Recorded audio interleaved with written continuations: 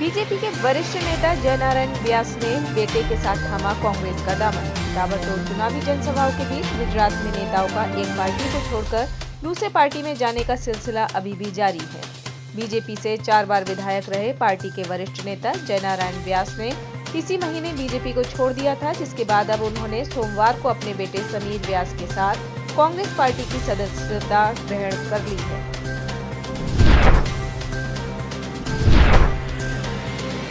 पारिवारिक कलह में मां ने मासूम बेटी की गला दबाकर की हत्या। पश्चिम बंगाल में बीएसएफ में तैनात बिजनौर के जवान अंकित कुमार कुछ दिन के लिए छुट्टी पर घर आए थे। इसी दौरान उनकी पत्नी और उनके बीच विवाद बढ़ जाने पर 1.5 साल की बच्ची को साथ रखने के विवाद को लेकर पत्नी शिवानी ने बेटी का गला दबाकर हत्या कर दी। सूचना पर पहुंची पुलिस ने शिवानी को किया गिरफ्तार। शिवानी ने पुलिस को दिए बयान में कहा, परिवार और पति उसको घर से निकालकर बेटी को अपने साथ रखना चाहते थे, जिसके कारण गुस्से में उससे बेटी की हत्या हो गई। बयान के बाद महिला को जेल भेजा गया।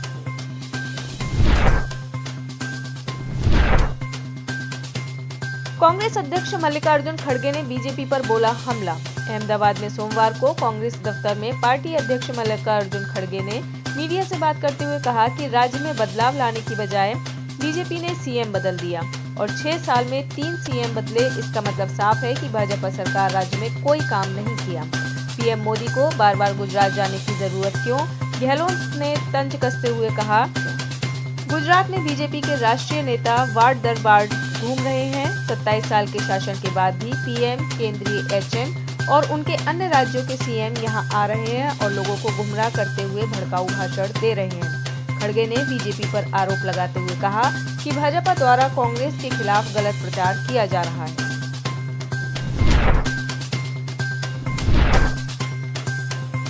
नीति आयोग के उपाध्यक्ष ने पुरानी पेंशन योजना की बहाली को लेकर जताई चिंता।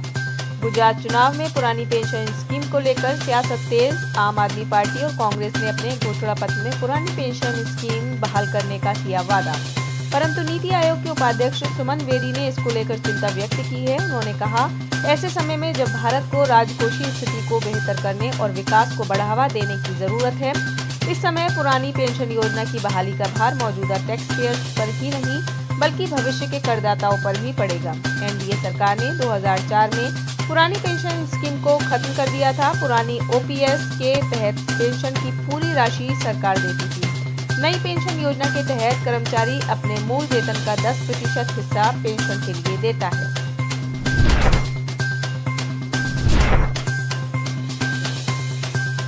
गैंगस्टर सिंडिकेट तोड़ने के लिए गैंगस्टरों को एनआईए कर सकती है शिफ्ट। एनआईए ने गृह मंत्रालय को पत्र लिखकर कहा है कि उत्तर भारत के जेलों में बंद गैंगस्टरों के नेटवर्क को तोड़ने के लिए उन्हें दक्षिण भारत के जेलों में ट्रांसफर कर दिया जाए।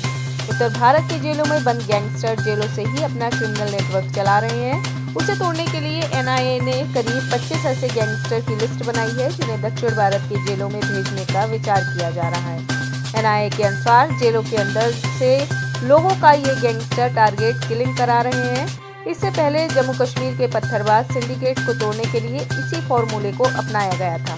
जम्मू कश्मीर से अनुच्छेद 370 हटाने से पहले गृह मंत्रालय ने कई पत्थरबाजों को कश्मीर की जेलों के बजाय देश के अलग अलग जेलों में शिफ्ट किया था।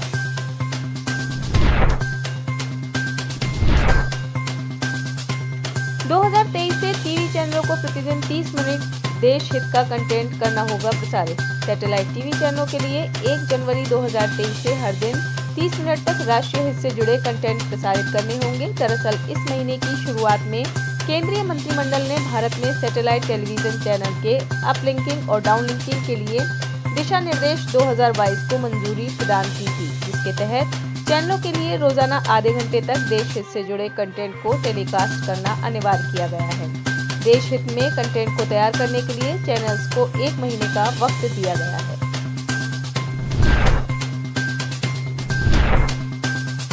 यूपी सरकार ने शिवपाल यादव की सुरक्षा घटाई। शिवपाल यादव की Z श्रेणी सुरक्षा की गई कम। Z के स्थान पर अब Y श्रेणी सुरक्षा में रहेंगे शिवपाल। मैनपुरी चुनाव में सपा समर्थन करने का इफेक्ट शुरू हुआ।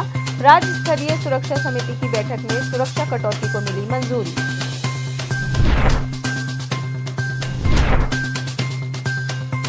अयोध्या में बैठक के दौरान नाराज हुए सीएम योगी। विजन डॉक्यूमेंट की समीक्षा बैठक में निर्माण कार्यों में देरी हो रही है, इस बात से नाराज हुए सीएम योगी। रामपथ जन्मभूमि पथ भक्ति पथ के निर्माण में देरी। रामपथ में सादतगंज से नया घाट तक होने हैं बैनामा। 1100 बैनामे में अभी तक 55 बैनामे होने से नाराज। सीएम ने कहा, कार्य में शिथिलता होने पर तय होगी जवाबदेही। विश्व अयोध्या की तरफ देख रहा है। मैं लगातार 3 साल से कह रहा हूँ, समीक्षा भी हो रही है, लेकिन कार्य में उदासीनता दिखाई पड़ रही है।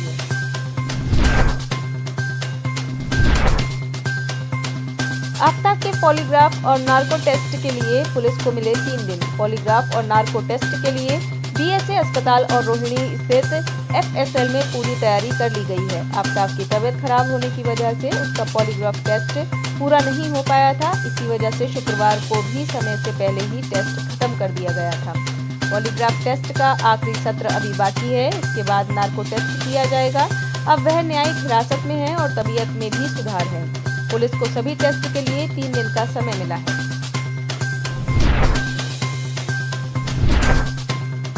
दक्षिण दिल्ली के एक निजी स्कूल को बम से उड़ाने का धमकी भरा ईमेल मिला। दक्षिण दिल्ली के एक निजी स्कूल को बम से उड़ाने की धमकी भरा ईमेल आने से सनसनी फैल गई।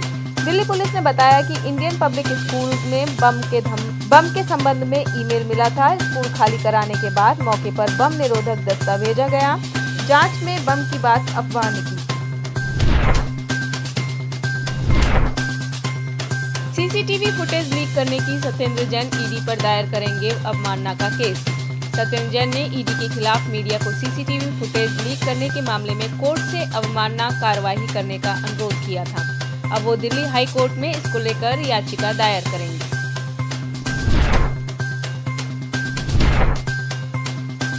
क्रिकेटर रविंद्र जडेजा ने पत्नी के लिए मांगा वोट। क्रिकेटर रविंद्र जडेजा ने भाजपा के रोड शो में लिया हिस्सा। क्रिकेटर ने अपनी पत्नी रिवावा जडेजा के लिए प्रचार किया और उनकी बड़ी बहन नैनावा ने विपेंद्र सिंह जडेजा के लिए प्रचार किया। जामनगर उत्तर सीट से कांग्रेस के टिकट की खुद दावेदार नैनावा अपनी पार्टी के लिए एक प्रमुख प्रचारक के रूप में उभरी हैं। यह सीट कांग्रेस के लिए काफी अनुकूल मानी जा रही है। वर्तमान विधायक का टिकट कटने की वजह से बीजेपी के अंतर्कलह का फायदा भी कांग्रेस को मिल सकता है। प्रेमी के हत्यारे भाइयों के लिए बहन ने फांसी की मांग की। चंपारण जिले के केसरिया थाना क्षेत्र में एक युवक की हत्या का सनसनीखेज मामला सामने आया। यहां प्रेमिका से मिलने आए प्रेमी की भाइयों ने कुल्हाड़ी से काटकर हत्या कर दी। अब प्रेमी के हत्यारे भाइयों के लिए मांग रही है फांसी की सजा बहन।